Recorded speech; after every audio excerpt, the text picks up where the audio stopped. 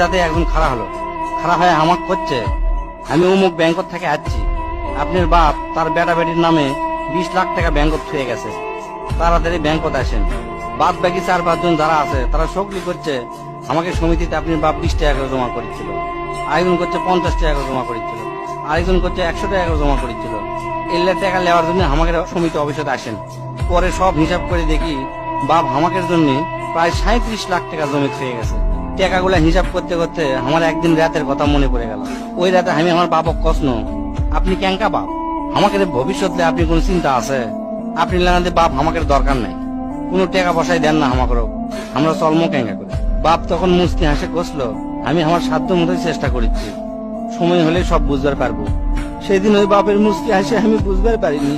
সেই দিন রাত ঠিকই আছে, কিন্তু বাপটা আমার নাই।